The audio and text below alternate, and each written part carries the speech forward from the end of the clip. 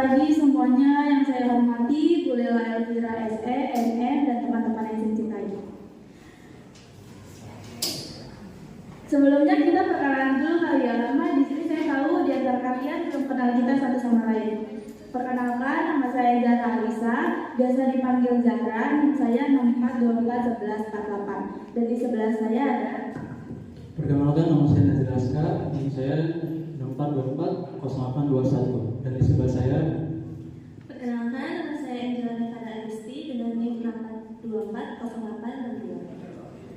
Perkenalkan, nama saya Gajah Kerja, bisa dipanggil Tito, NIM saya 640723. Perkenalkan, nama saya Elisa Fitri Lestari dengan NIM 64241156.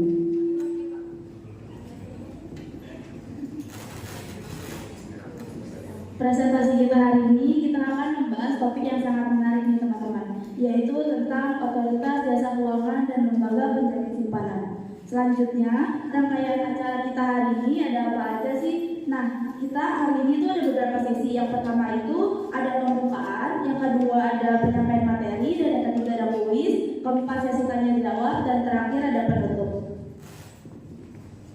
Baik teman-teman, langsung saja kita mulai ke sesi yang pertama, adalah penyampaian dan penyajian materi. Saya persilakan untuk Ayu untuk membacakan materi yang pertama. Oke, jadi teman-teman di sini ada pembahasan mengenai OJK. Nah, apa itu sih OJK? Otoritas Jasa Keuangan atau yang biasa kita sebut dengan OJK adalah lembaga independen yang dibentuk dengan berdasarkan Undang-Undang Nomor 21 Tahun 2011 untuk mengawasi dan mengatur sektor jasa keuangan yang ada di Indonesia. Contohnya seperti perbankan, pasar modal, asuransi, dan lembaga keuangan lainnya. Nah, OJK sendiri itu juga memastikan bahwa aktivitas di sektor keuangan berjalan dengan lancar, jujur, profesional, dan transparan untuk mencegah terjadinya kerugian bagi para konsumen.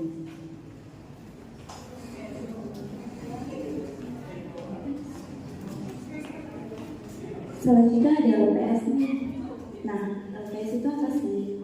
LPS adalah lembaga penjamin simpanan atau yang biasa kita sebut dengan LPS adalah lembaga independen yang didirikan berdasarkan dengan Undang-Undang Nomor 24 Tahun 2004 untuk menjamin simpanan nasabah di bank dan menjaga stabilitas sistem perbankan yang ada di Indonesia. Selain itu, LPS juga dapat membantu menangani bank yang sedang mengalami masalah seperti masalah keuangan, contohnya.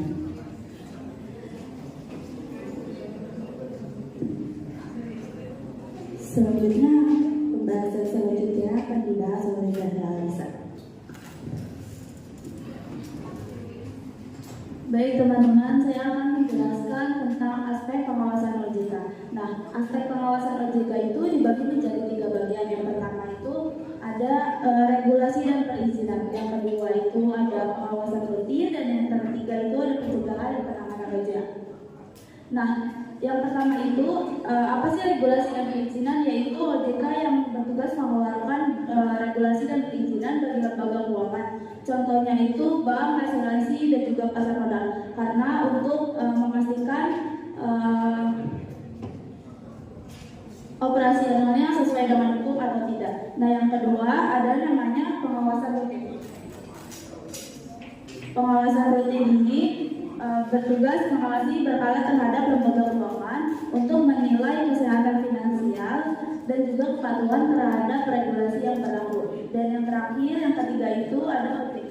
Ada pencegahan dan penanganan risiko. OJK yang tugasnya mengidentifikasi dan mengelola risiko yang dapat mempengaruhi stabilitas sektor keuangan, seperti risiko kredit dan juga operasional. Materi selanjutnya akan dibahas oleh Nazir. Pimpinan OJK, otoritas jasa keuangan OJK dipimpin oleh Dewan Komisioner yang bersifat kolektif dan kolegial. Ini berarti bahwa setiap anggota Dewan Komisioner memiliki peran yang setara dan bekerja sama sebagai sebuah tim untuk mengambil keputusan penting dalam mengawasi dan mengatur industri jasa keuangan di Indonesia. Anggota Dewan Komisioner dipilih oleh Dewan Perwakilan Rakyat atau DPR berdasarkan calon yang ditunjuk oleh Presiden. Setelah proses seleksi, pengangkatan resmi anggota Dewan Komisioner dilakukan melalui keputusan Presiden. Komposisi Dewan Komisioner OJK biasanya terdiri dari beberapa anggota dengan keahlian di bidang yang berbeda, seperti perbankan, pasar modal, asuransi, dan lembaga keuangan lainnya. Untuk memastikan bahwa OJK memiliki pemahaman yang menyeluruh tentang sektor-sektor yang diawasi. Selanjutnya, struktur organisasi lembaga penjamin simpanan atau LPS di Indonesia terdiri dari dua bagian utama, yaitu Dewan Komisioner dan Kepala Eksekutif. Berikut adalah penjelasan lebih lanjut. Dewan Komisioner terdiri dari 6 orang anggota berfungsi sebagai pimpinan LPS yang bertanggung jawab merumuskan dan melakukan pengawasan terhadap pelaksanaan tugas dan wewenang LPS. Anggota Dewan Komisioner diangkat oleh Presiden Republik Indonesia. Masa jabatan anggota Dewan Komisioner adalah 5 tahun dan dapat diangkat kembali hanya untuk 1 periode masa jabatan berikutnya. Kepala Eksekutif juga ditetapkan oleh Presiden dan bertugas menjalankan operasional harian LPS, bertanggung jawab dalam implementasi kebijakan yang telah dirumuskan oleh Dewan Komisioner. Dengan struktur organisasi ini, LPS berfungsi untuk menjamin simpanan masyarakat di perbankan serta menjaga stabilitas sistem keuangan Indonesia. Selanjutnya akan dibahas oleh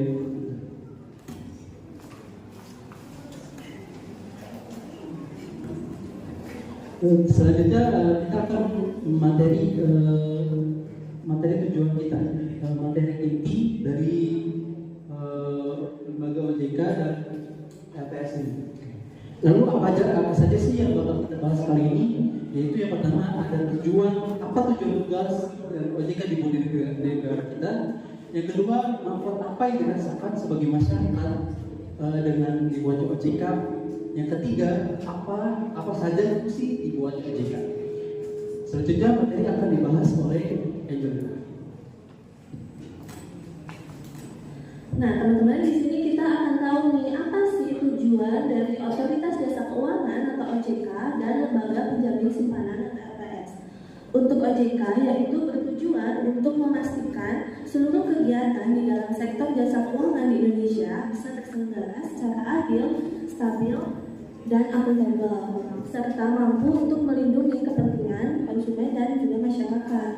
Contohnya dengan OJK ini teman-teman, mereka mempunyai mekanisme di mana mereka menyediakan saluran pengaduan di mana itu merupakan tempat bagi konsumen untuk menyampaikan keluhan mereka apabila terjadi kendala ataupun masalah yang mereka dapatkan saat menggunakan produk ataupun layanan dari jasa keuangan.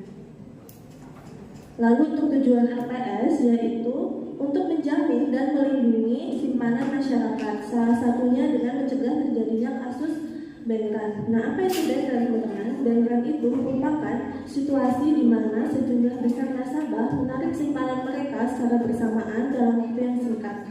Nah, hal ini biasanya terjadi karena para nasabah ini mendengar kabar buruk tentang bank tersebut, misalnya karena terjadinya kerugian besar ataupun masalah krisis ekonomi, yang membuat para nasabah ini kepercayaannya menurun terhadap bank tersebut, sehingga para nasabah merasa khawatir akan keamanan simpanan mereka.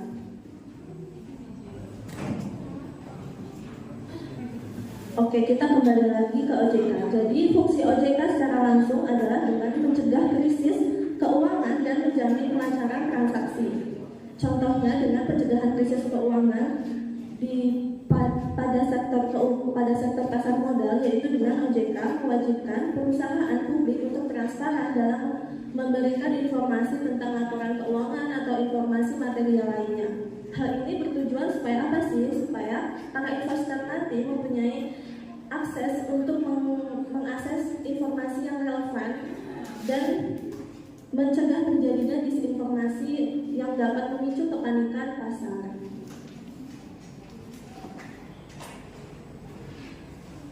Lalu selanjutnya adalah fungsi dari LPS. Nah, jadi fungsinya secara rinci bisa dibaca dari layar di depan ini. Misal untuk poin pertama yaitu menjamin simpanan nasabah. Nah, ini balik lagi teman-teman, contohnya seperti kasus Bangeran tadi, di mana hal ini menjadi fungsi dari LPS untuk mencegah terjadinya kerugian pada nasabah, yaitu dengan cara LPS ini memberikan jaminan-jaminan penting seperti memastikan proses klaim dan pembayaran jaminan ini bisa dilakukan dengan cepat supaya memberikan rasa keamanan dan juga kenyamanan serta kepastian terhadap nasabah. Jadi materi selanjutnya akan disampaikan oleh rekan saya, Vito. Baik, saya akan melanjutkan materi hari ini dengan materi tugas OJK secara umum. Tugas OJK secara umum yaitu mengatur, mengawasi, dan menjaga jasa keuangan Indonesia. Sederhananya, OJK itu memastikan agar kita sebagai konsumen jasa keuangan seperti perbankan, asuransi, dan investasi itu merasa aman dan terlindungi. Contohnya itu kayak OJK itu sama halnya kayak polisi lalu lintas di jalan. Kalau polisi lalu lintas jalan itu kan dia itu kan ngatur gimana supaya kita sebagai pengguna jalan itu mengikuti aturan sesuai dan mencegah terjadinya hal-hal membahayakan bagi diri sendiri maupun pengendara lain. Kalau di OJK itu kan bergerak di bidang keuangan. OJK itu menjaga agar seluruh keuangan yang ada di bank, asuransi maupun pasar modal itu berjalan sesuai dengan aturan dan tidak membahayakan kita sebagai konsumen atau pengguna. Selanjutnya ada tugas LPS secara umum. Tugas LPS secara umum yaitu menjamin simpanan nasabah perbankan hingga batas tertentu. Dengan kata lain, LPS itu lembaga yang menjamin apabila terjadi resiko bank tidak mampu membayar kembali pinjaman nasabah. Jadi itu kayak nasabah kayak LPS itu menjamin kita nih kalau mau pinjam uang, kalau mau nyimpan uang di bank itu kita nggak perlu khawatir lagi kalau misalnya tiba-tiba banknya bisa ganti rugi atau bisa banknya bangkrut. Jadi uang yang kita simpan di bank itu bisa kembali ke kita dengan aman. Selanjutnya contoh tugas OJK dan LPS. Contoh tugas OJK yang pertama mengatur dan mengawasi sektor jasa keuangan. OJK bertugas untuk merumuskan dan menetapkan regulasi di sektor jasa keuangan, termasuk perbankan, pasar modal, dan industri keuangan non-bank atau IKNT. Artinya, otoritas jasa keuangan atau OJK memiliki tanggung jawab sangat penting dalam mengatur seluruh kegiatan keuangan dan jasa keuangan. Tugas ini meliputi membuat aturan main, menjaga ketertiban, dan melindungi konsumen. Selanjutnya ada contoh tugas LPS. Yang pertama mengevaluasi tugas contoh OJK lagi maaf. Yang kedua mengembangkan pasar modal. OJK juga bertugas untuk mengembangkan pasar modal, mendorong keterbukaan informasi, serta meningkatkan partisipasi masyarakat dalam pasar modal. Maksudnya ini OJK memiliki tugas untuk menciptakan kondisi yang kondusif pada pasar modal untuk menciptakan pasar modal sehat dan berkelanjutan. Selanjutnya ada contoh tugas LPS. Yang nomor 1, mengevaluasi bank, melakukan penilaian terhadap kesehatan dan kinerja bank yang menjadi peserta penjamin untuk memastikan bahwa bank tersebut memenuhi syarat untuk dijamin. Maksud dari penjelasan itu, pihak berwenang atau LPS secara berkala akan memeriksa dan mengevaluasi kondisi keuangan manajemen dan kinerja dari setiap bank yang menjadi peserta pinjaman. Yang kedua ada mengelola dana penjaminan. Mengelola dana yang digunakan untuk membayar klaim pada nasabah jika bank gagal. Maksudnya itu mengurus dan mengatur sejumlah uang yang disiapkan khusus untuk memberikan ganti rugi kepada nasabah apabila bank tempat mereka menyimpan uang mengalami kegagalan atau tidak beroperasi lagi.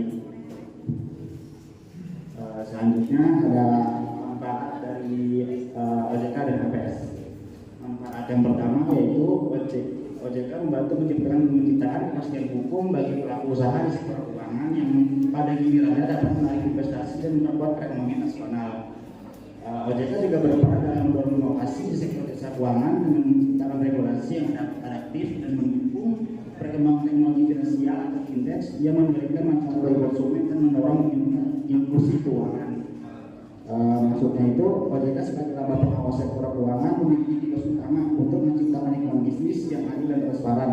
Dengan mengeluarkan berbagai peraturan dan regulasi, OJK memberikan kepastian hukum bagi pelaku usaha di sektor keuangan.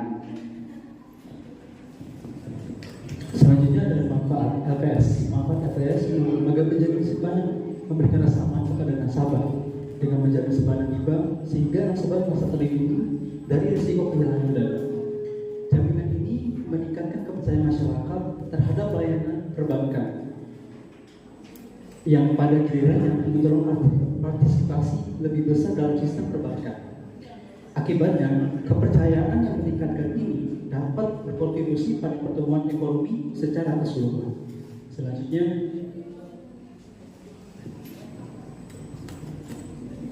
nah teman-teman semua sudah pada menyimakkan penjelasan dari kami. Nah, sekarang tuh kita ada kuis. Nah, sambil main game juga biar refresh otak kalian. Itu kalau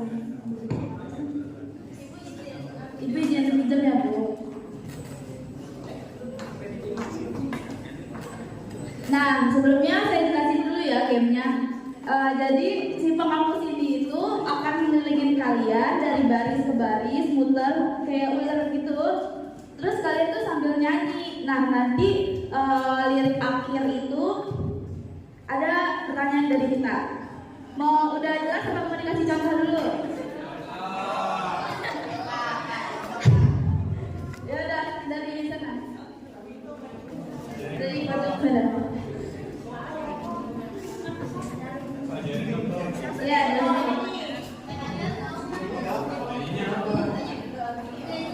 dan kalian tahu lagu ini gak yang Ayah Sesati gitu, yang lagu Filipin.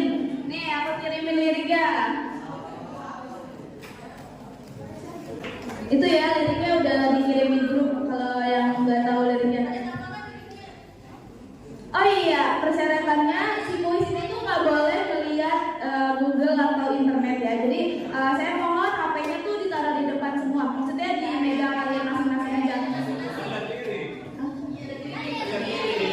Karena si sesi ini tuh kuis ini tuh jawabannya udah ada di PPT kita semua.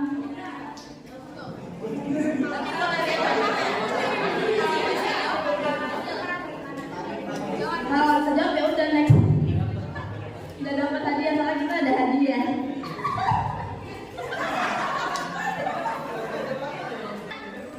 Oke, mulai ya. 1, 2, 3. Ayah Sesati.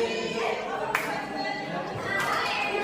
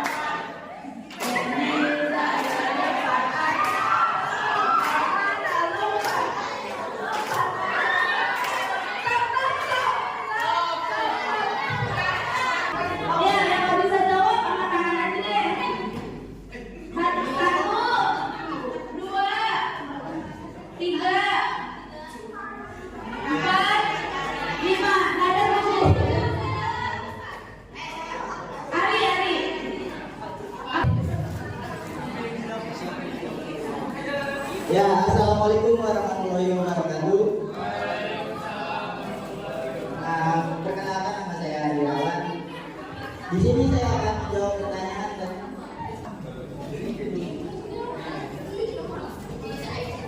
di sini saya akan menjawab pertanyaan apa sih kepanjangan dari OJK dan LPS? Kepanjangan OJK itu adalah Otoritas Jasa Keuangan dan LPS adalah lembaga penjamin simpanan.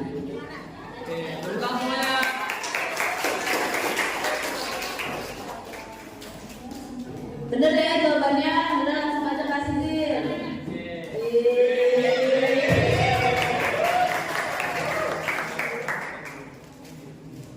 Oke, lanjut ya, kuis kedua ya. Game juga tetap sama, tapi yang kedua ini tuh lebih cepet sama, nanti di stopin dari kita ya. Jangan ada yang buka HP ya. Beda aja yang mulai ya, 1, 2, 3. Ayo Sesati.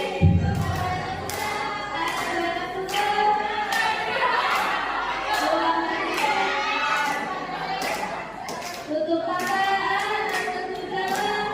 Marilah berdua, mari saya didengarkan. Cepat, cepat.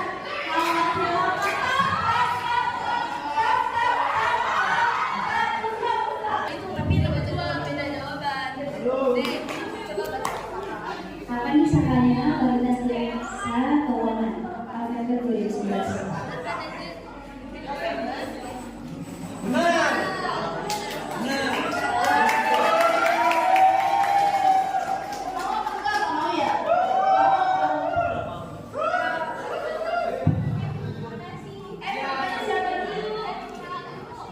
Saya Puspa.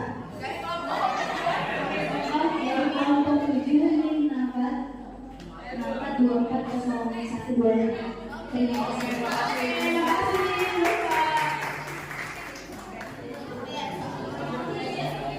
Nah, ini yang terakhir ya. Dari depan kali ya, biar asapnya nih parah udah.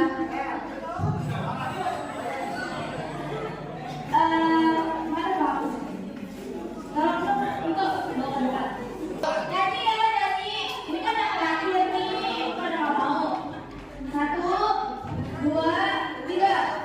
Ayo Susati.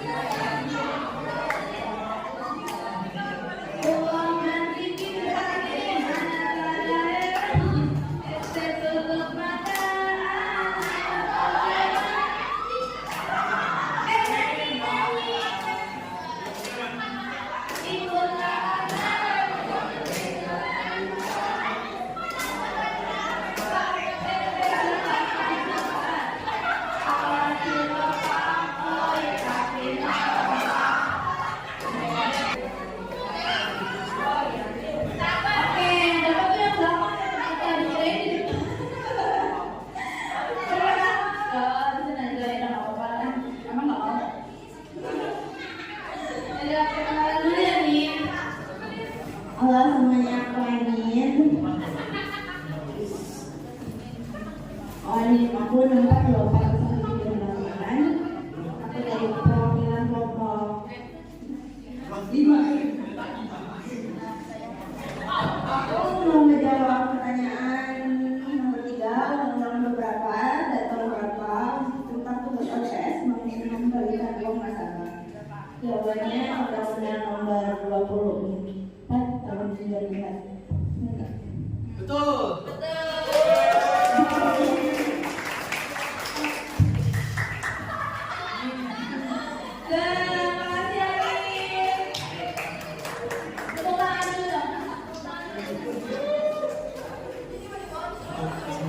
Untuk persembahan kita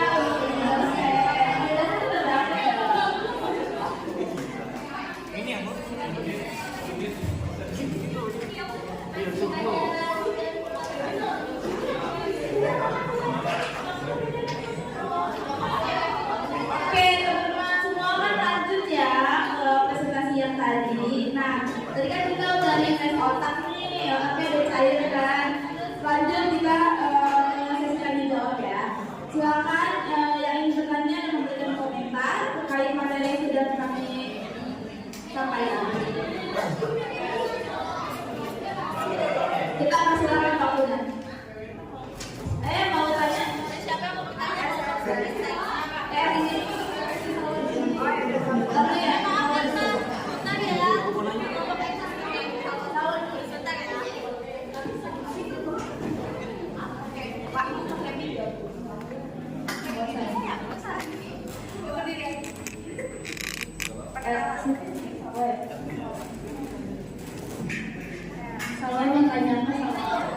Perkenalkan, nama saya Salwa Santri dari Kelompok 10. Kasih ini kan sih. Tadi kan fungsi utama LPS itu sebagai penjamin simpanan ya. Nah, pertanyaannya, bagaimana cara menentukan simpanan yang layak dan tidak layak bayar? Terima kasih. Bisa diulang? Bisa diulang. Pelan-pelan. Udah langsung ke pertanyaan aja ya. Bagaimana cara menentukan simpanan yang layak dan tidak layak bayar? Udah. Oke, baik.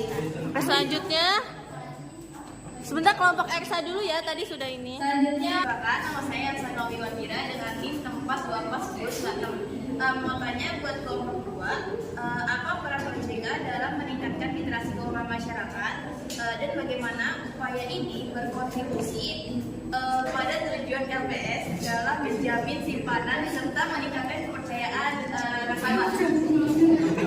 wow, panjang banget.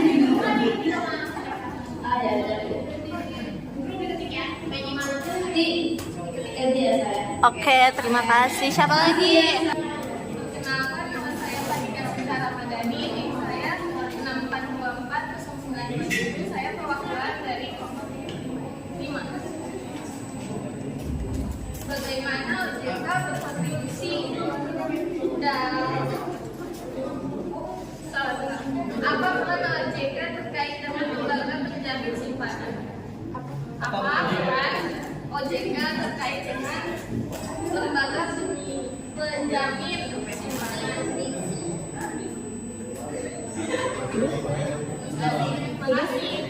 Oke, siapa lagi? Masih ada yang mau nanya lagi? Oke, dari bisa berdiri.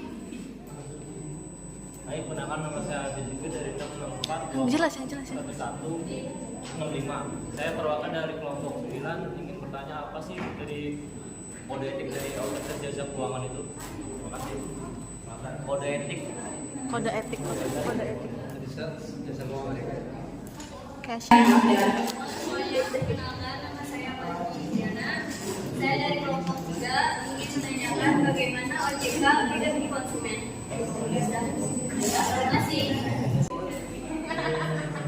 Baik semuanya, sekarang mari kita dengarkan jawaban dari kelompok kami terkait pertanyaan yang kalian sudah tanyakan. Teman saya akan menjelaskan pertanyaan dari Hafiz.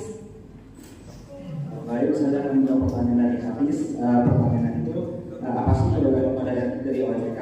Kode OJK adalah norma dan azas yang harus dipatuhi oleh seluruh anggota Dewan Komisioner, pegawai dan pejabat OJK dalam menjalankan tugasnya. Kode etik ini didasarkan pada nilai strategis OJK, yaitu integritas, profesionalisme, transparansi, akuntabilitas, sinergi, dan kesetaraan.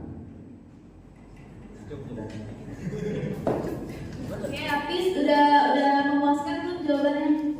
Sudah ya. Oke, selanjutnya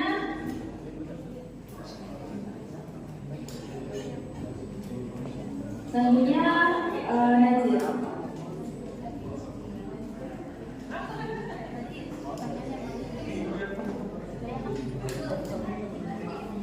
Baik, saya akan menjawab pertanyaan dari Khalifah. Bagaimana jika melindungi konsumen? Otoritas jasa keuangan OJK melindungi konsumen melalui berbagai cara, yaitu edukasi. OJK memberikan informasi dan edukasi kepada masyarakat tentang produk dan jasa keuangan, sehingga konsumen lebih paham dan bisa membuat keputusan yang tepat. Yang kedua, pengawasan OJK mengawasi lembaga jasa keuangan agar mereka menjalankan bisnis sesuai aturan dan tidak merugikan konsumen. Ketiga, pengaduan. Jika kamu merasa dirugikan oleh lembaga jasa keuangan, kamu bisa mengadukannya ke OJK. OJK akan menindaklanjuti pengaduanmu dan mencari solusi. Keempat, regulasi. OJK membuat peraturan yang bertujuan melindungi konsumen, seperti aturan tentang transparansi produk, perlindungan data pribadi, dan penanganan pengaduan. Contohnya, lembaga jasa keuangan wajib memberikan informasi yang jelas tentang produk atau jasa mereka tawarkan, termasuk risiko yang mungkin terjadi. Batasan biaya itu, OJK mengatur batas maksimal biaya yang boleh dikenakan oleh lembaga jasa keuangan agar konsumen tidak dibebani biaya yang terlalu tinggi.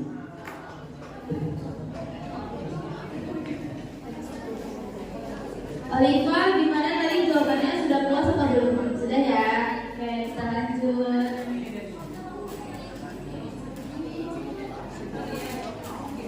Baik, saya akan menjawab pertanyaan dari Salwa, yaitu bagaimana menentukan simpanan yang layak bayar. Tidak benar. Untuk menentukan simpanan yang layak bayar dan tidak layak bayar, pertama-tama analisis kelayakan pembayaran berdasarkan kriteria seperti kemampuan bayar, jangka waktu pinjaman, dan kondisi keuangan peminjam. Selanjutnya, periksa riwayat kredit peminjam dan potensi risiko yang terkait. Apakah sudah jelas?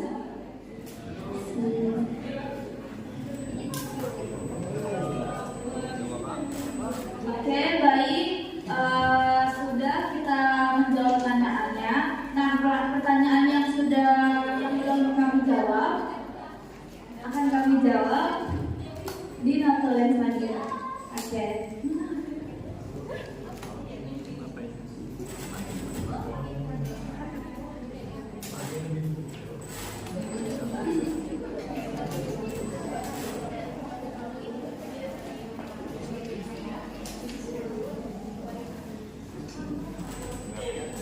Selesai sudah presentasi kami hari ini.